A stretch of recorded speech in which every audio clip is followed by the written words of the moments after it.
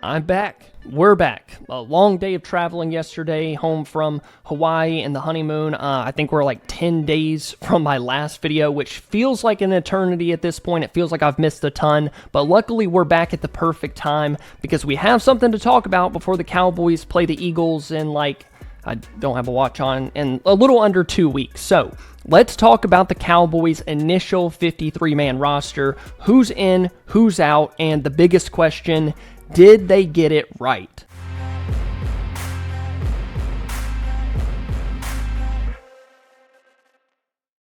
So I want to start this video talking about the offense, and we're not going to go over every single player that is in and out, just some of the bigger names, some undrafted free agents, late round picks, rookies, guys that I thought played well enough to make the roster, but they're kind of hanging around in that late range, from like 45 to 53. And I want to start with the running back room and Phil Maffa. I do need to mention that Miles Sanders also made the roster. I actually had him getting cut in my initial 53 that I posted on Twitter, but Phil Maffa and Miles Sanders did make the 53-man roster. Now, it's said that Maffa is going to have to get moved to injured reserve for 4 weeks. He's dealing with a shoulder injury.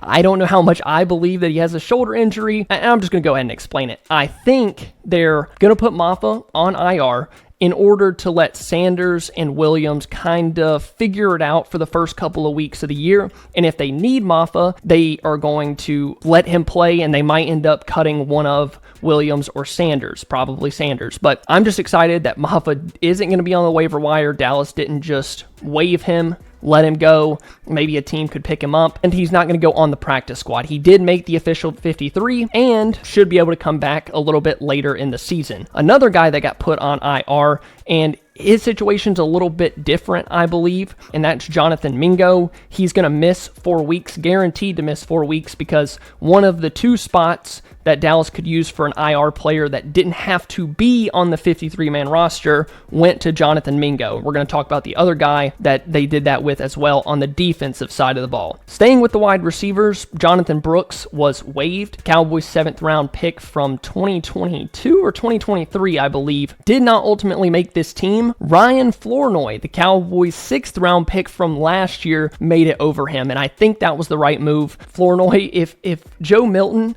could have thrown a couple more good passes, Flournoy would have easily made this roster, and we might be talking about him as wide receiver 3. But what he was able to show in the preseason with his route running and then his run blocking ability, his willingness to play special teams. If you're going to be a wide receiver 4, 5, or 6, if you're competing for those spots, you have to be able to play special teams, and Ryan Flournoy could do that. It's a big reason that the Cowboys ended up cutting Trayshawn Holden, the Oregon wide receiver, the undrafted free agent that I think a lot of people really liked.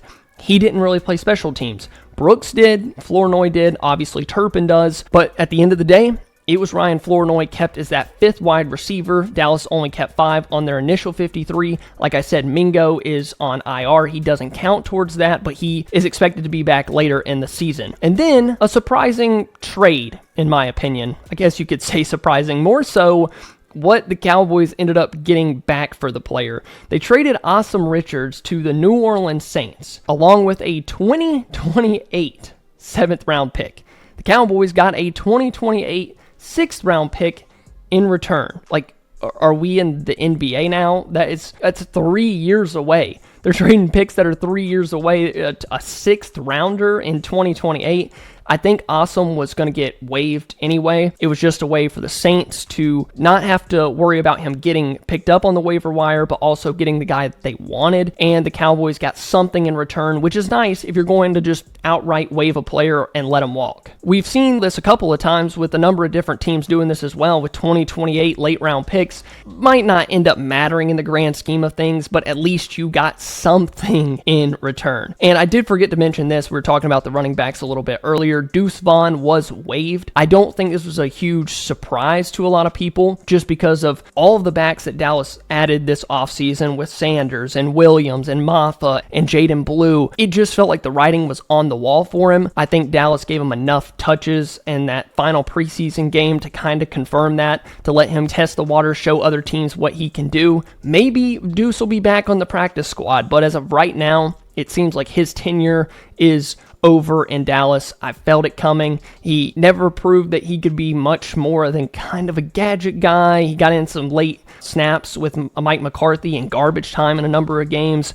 40 career carries in Dallas. I would say 35 of them didn't even matter. And we're not going to talk about that in today's video, what his opportunities were and all of that, but just the way the numbers were working out, it's not a surprise that Deuce Vaughn was waived. Now, let's move over to the defensive side of the ball, where we had a little bit of a scare, right, on Twitter. If you're on Twitter, or X, whatever you want to call it, you might have saw the notification that said Perrion Winfrey, the Cowboys defensive tackle, 3-tech, 1-tech, to kind of move him around, was being waived. Cowboys waived their only good preseason defensive tackle. And then about 25 minutes later, it was reported that he was actually safe and was on the Cowboys' initial 53. I was probably going to make a video on just Winfrey and why the Cowboys cut him, but it ended up not being much of anything. He's safe. He's on the 53. I thought Winfrey was a huge surprise in training camp with the first team. I thought he looked good. I felt like it was a no-brainer that he was going to be on this team, considering how few defensive tackles you have. And I think people freaking out to the Cowboys cutting him just kind of gives you an idea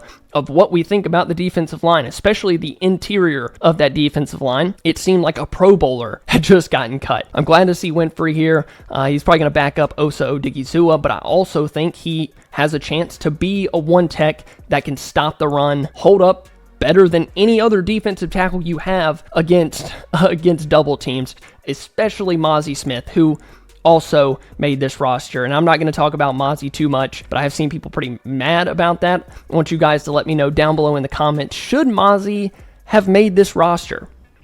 I don't know. You guys let me know. Another defensive lineman that made the team was James Houston. Another huge surprise. Someone that the Cowboys signed later on in camp. Houston was a 6th-round pick by Detroit in 2022. Ended up having some injury issues. Had some, I think, off-the-field concerns. Played for the Browns. And then the Cowboys signed him July 22nd of 2025. I just looked that up. I thought he was your best edge rusher in the preseason. James Houston deserved to be on this team. It's so hard to find pass rushers, so when you get one that you feel like is a little bit different, can play with that tenacity, really pressure the quarterback, James Houston has a great bull rush. He's got a little bit of speed. His hands are extremely violent. It was a no-brainer that Houston was going to make the team. I was just worrying that the Cowboys were going to mess it up, so they got that one right. I'm excited to see him on this team, along with an undrafted free agent rookie in Zion Childress, likely the Cowboys starting nickelback if I had to choose. Now, I don't know what the Cowboys' plan is moving forward. Maybe with Diggs back, they feel good with Kyer Elam and then Diggs on the outside and then Bland in the slot. But Childress is another one that just played so well in the preseason, both in the passing game and the run game, that it felt like a no-brainer that he needed to be on this team. I did a full breakdown, all 22 breakdown of his performance in week 1. I thought that carried into weeks 2 and 3 as well. You might, and it sounds crazy to say this about an undrafted free agent rookie. A lot can happen. The NFL is a crazy place, but Childress just feels like a diamond in the rough to me. There's just something about the way he plays, his ability to stick his nose in there and play the run like he does, and then he's pretty sticky in coverage as well. He got to run with some of the first team defense throughout training camp. He got more and more opportunities. It'll be interesting to see how much Dallas ends up trusting him, what they're planning on doing with their corners, with Diggs and Elam and Bland and all that. But for now, Zion Childress is here on the initial 53, and I believe that cuts out, or it ended up cutting out, Israel Mukuamu, who signed a 1-year deal with Dallas, kind of like a minimum deal. I've always been a big Israel Mukuamu fan. Maybe I'm just biased from that playoff game against the Bucs when he had to play in the slot, that the Cowboys were so decimated at corner that they had no choice but for Izzy to play, and he played remarkable. Maybe I'm a little biased from that game. I don't think he ever had a real home with Matt Eberflus. He didn't really know if he wanted to play him at safety, or he wanted to play him at nickel corner, or maybe play him on the outside. He just kind of moved around so much that they just couldn't really find a fit for him. Ultimately, he got cut. I think it's just a little bit more clear-cut with Childress and what you would want to do with him, the type of player that Matt Eberflus wants at corner, that it just makes sense that Izzy is out with Childress in. So one more thing before we wrap up this video. Peyton Turner, the defensive end from the Saints, a former first-round pick. The Cowboys signed him at the start of free agency. He is also going to short-term IR, and he is expected to return. I thought it was a little weird, I guess, that they chose him out of the 2 IR spots you can have, him and Mingo. I don't think that Turner had a phenomenal camp or a phenomenal preseason. That one was a little confusing to me. If you feel a little bit different, if you feel different about how Turner played, let me know down below in the comments. Now, this is the initial 53-man roster for the Cowboys. That doesn't mean it can't change, and it will change, because some players that did get cut were Will Grier, CJ Goodwin, and then possibly Hakeem Adeniji, the offensive lineman tackle that I thought played pretty well throughout camp and the preseason. Will Grier will probably be back on this roster after they do a little bit of IR moves, move some stuff around. This is the initial 53. This is who Dallas liked enough to keep on their initial 53. CJ Goodwin will also be put back on the roster, which, I don't know, a special team spot, and then maybe Hakeem Adeniji as well. But for right now, I'm going to put it up on your screen. This is the 53-man roster for the Cowboys. You guys let me know your thoughts down below. Did they get it right? Where did they go wrong? Answer below in the comments. Thank you guys so much for watching. It feels so good to be back. We're back. I love you all. Bye.